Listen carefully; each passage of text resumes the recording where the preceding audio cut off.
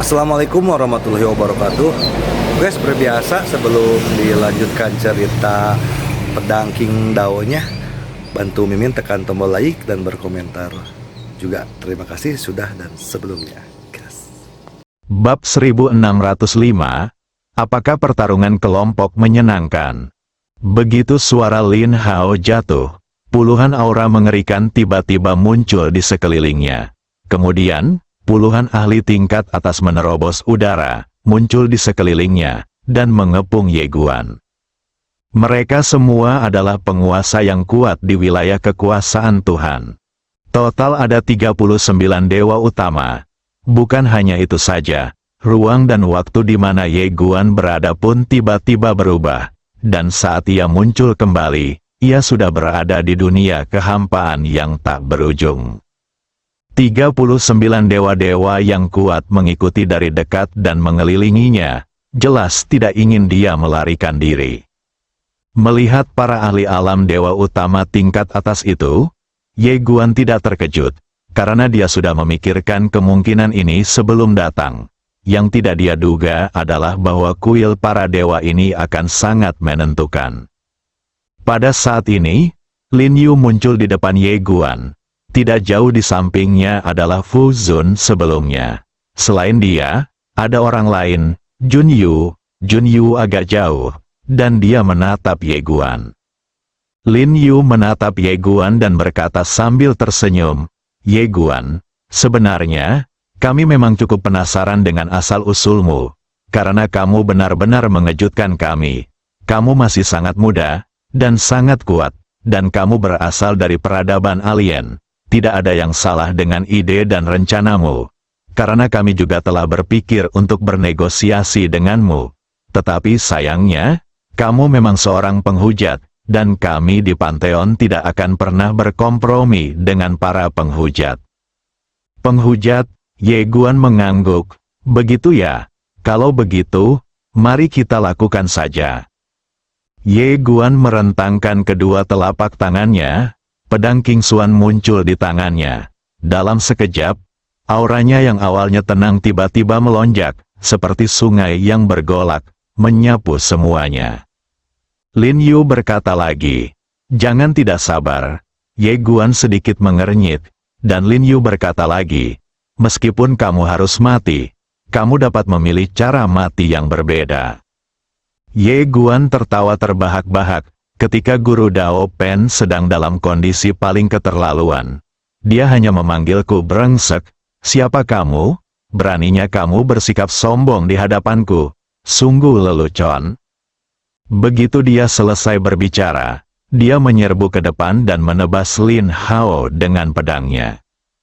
Ye Guan tidak menahan diri untuk tidak menggunakan pedang ini. Dengan berkah dari dua pedang dan batasan waktu, senyum di wajah Lin Wei langsung membeku.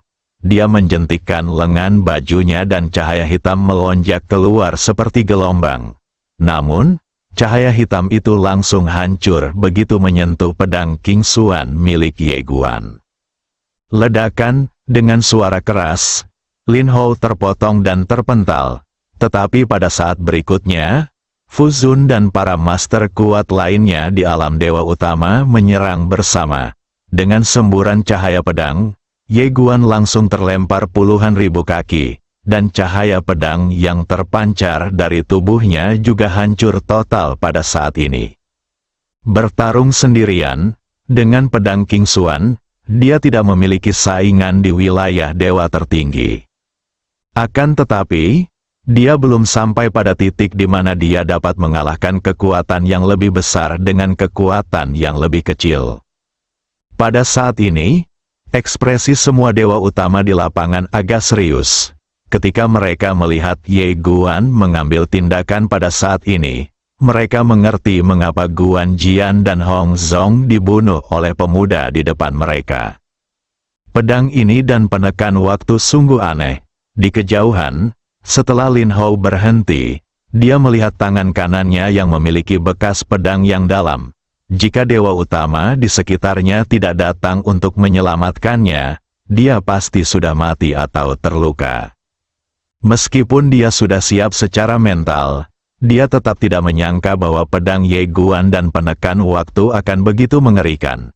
Karena tepat pada saat Ye Guan menghunus pedangnya, dia memobilisasi domain dewa utamanya sendiri. Namun, pembatasan waktu Ye Guan sebenarnya menekan bahkan domain dewa utamanya. Itu sungguh bertentangan dengan keinginan surga. Lin Yu perlahan mengangkat kepalanya dan menatap Ye Guan di kejauhan. Pada saat ini, ada sedikit kesungguhan di matanya. Pedang ajaib. Ye Guan, memegang pedang King Xuan, berjalan perlahan menuju sekelompok orang kuat dari kuil Dewa Pusat. Zongxin berkata, "Apakah kamu punya kartu lagi?" Ye Guan berkata, "Tidak." Zongxin berkata dengan suara berat, "Benarkah tidak?" Ye Guan tertawa, "Senior, aku datang ke sini untuk mencari secercah harapan dalam situasi putus asa ini. Tapi sekarang, tidak ada harapan lagi. Jadi yang bisa kulakukan hanyalah bertarung sampai mati. Tapi, apa yang perlu ditakutkan? Haha." Ye Guan bukanlah dewa, dan dia tidak memiliki apa yang disebut rencana sempurna. Kita harus melakukan yang terbaik dan menyerahkan sisanya pada takdir. Seperti katanya, sekarang kita tidak punya pilihan selain berjuang. Begitu saja, Ye Guan berjalan menuju sekelompok orang kuat dari kuil Dewa Pusat dengan pedang, dan tidak ada sedikit pun jejak ketakutan di matanya. Dan pada saat ini, niat pedang yang tak terkalahkan dalam dirinya mulai berubah. Melihat kejadian ini, wajah para pria kuat dari berbagai kuil di lapangan berubah. Apakah pedang orang ini akan menembusnya? Lin Wei yang memimpin, menatap Ye Guan. Dia tidak pernah menyangka bahwa pendekar pedang muda di depannya dapat menembus kondisi mentalnya dan meningkatkan keterampilan pedangnya dalam situasi yang begitu putus asa. Dia tahu bahwa pendekar pedang ini telah melupakan hidup dan mati pada saat ini. Di kejauhan, kekuatan pedang Ye Guan masih melonjak liar. Pada saat ini, niat pedangnya yang tak terkalahkan sama sekali tidak kalah dengan niat pedang ketertiban. Tidak ada permusuhan. Menghadapi puluhan dewa penguasa yang kuat, Ye Guan pasti tidak akan mampu mengalahkan mereka. Tapi memangnya kenapa? Jun Yu tiba-tiba berteriak, "Kita tidak bisa membiarkan dia menerobos. Kalau tidak, akan ada kerugian besar."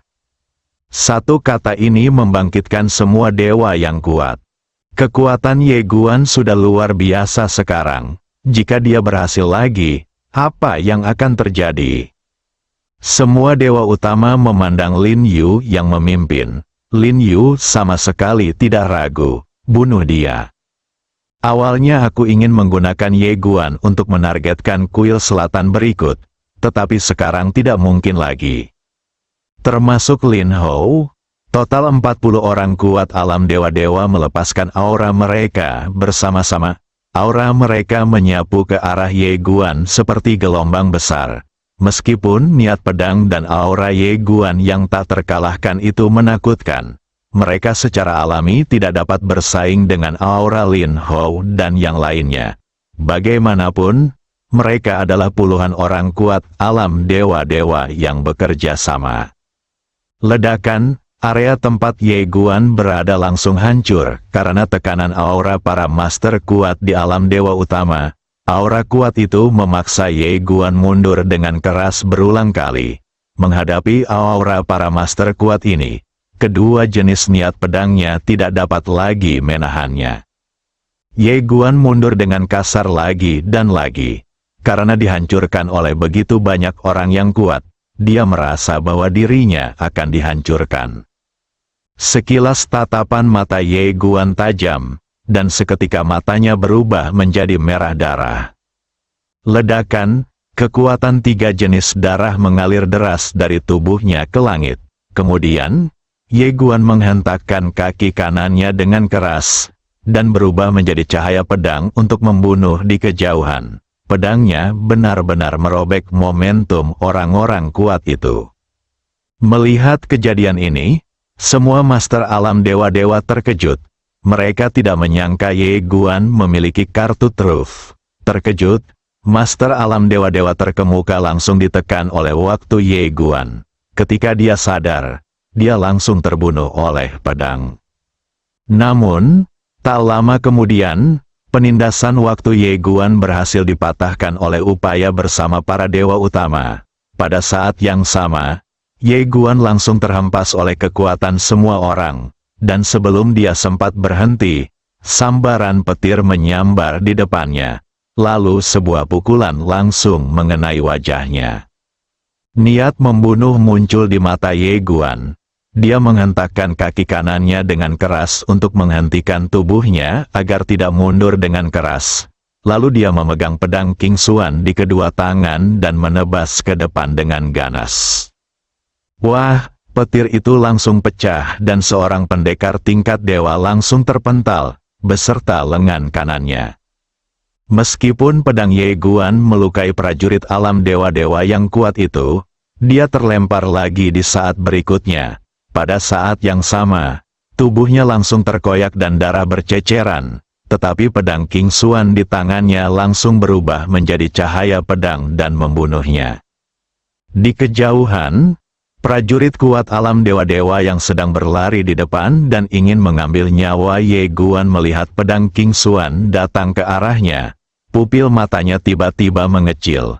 Dia tahu betapa kuatnya pedang di depannya dan tidak berani melawannya secara langsung. Dia segera melesat dan menghindar ke kanan.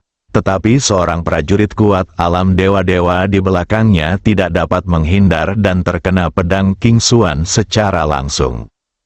Wah, tubuh master yang kuat di alam dewa-dewa meledak secara langsung. Pada saat ini, puluhan rantai besi berwarna merah darah tiba-tiba muncul dari kekosongan di sekitarnya dan mengunci pedang King Xuan dengan erat. Orang yang melakukan gerakan itu tidak lain adalah Lin Sun. Rantai berwarna merah darah ini adalah senjata dewa. Mereka sangat cepat dan langsung mengunci pedang King Xuan. Namun, saat berikutnya, pedang King Xuan bergetar hebat, dan dengan suara dentingan pedang, rantai berwarna merah darah itu benar-benar terputus langsung oleh pedang King Xuan. Melihat pemandangan ini, Lin Wei langsung terkejut dan buru-buru berkata, "Hentikan pedang itu." Dia tentu saja dapat melihat bahwa yang benar-benar menakutkan adalah pedang ini. Jika Ye Guan tidak memiliki pedang ini, meskipun pedang itu juga kuat, dia tidak akan dapat menimbulkan ancaman yang fatal bagi mereka. Dengan pedang ini, kekuatan tempur Ye Guan benar-benar luar biasa. Mendengar perkataan Lin Wei, 10 orang kuat alam dewa utama segera bergabung untuk melepaskan alam dewa utama dan menekan pedang King Xuan. Di sisi lain, sekelompok orang kuat alam dewa utama bergegas menuju Ye Guan. Dengan upaya bersama mereka, area ruang waktu di sekitar Ye Guan saat ini telah diblokir, dan dia tidak punya cara untuk melarikan diri. Melihat sekelompok prajurit dewa alam dewa yang kuat menyerbu ke arahnya, Ye Guan perlahan menutup matanya. Saat berikutnya, semua kekuatan darah dan niat pedang di tubuhnya mulai terbakar. Bukannya mundur, dia malah maju, memadatkan darah gilanya menjadi sebilah pedang, lalu membunuh dengan satu pedang. Tertawa, suara tajam pedang bergema di antara langit dan bumi.